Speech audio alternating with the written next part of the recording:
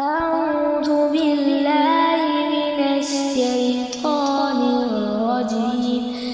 بسم الله الرحمن الرحيم. لا أقسم بيوم القيامة ولا أقسم بالنفس اللوامة. أيحسب الإنسان أن لن نجمع عظامه بلى قادرين على أن نسوي بنانه بل يريد الإنسان ليهجر أمامه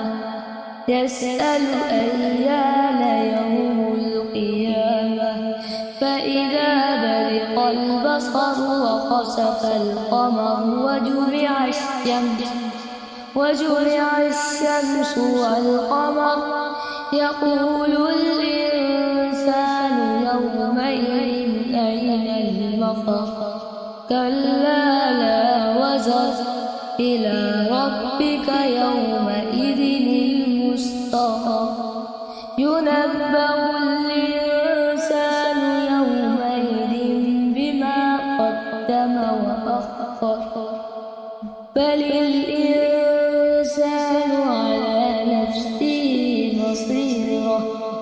ولو ألقى معاذيره لا تحرك به لسانك لتعجل به إن علينا جمعه وقرآنه فإذا قرأناه فاتبع قرآنه ثم إن علينا بيانه كلا بل تحبون العاجلة وتذرون الآخرة وجوه يومئذ ناظرة إلى ربها ناظرة ووجوه يومئذ باصرة تظن أن يفعل بها فاكرة كلا إذا بلغت التراقي وقيل من راق وظن أنه الفراق والتفت الساق بالساق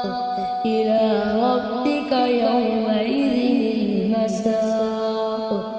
فلا صدق ولا صلى ولكن كذب وتولى ثم ذهب إلى أهله يتمطى أولى لك فأولى ثم أولى لك فأولى أيحسب الإنسان أن يترك سدى ألم يكن نطفة من مني يمنى ثم كان علقة فخلق فسوى فجعل منه الزوجين الذكر والأنثى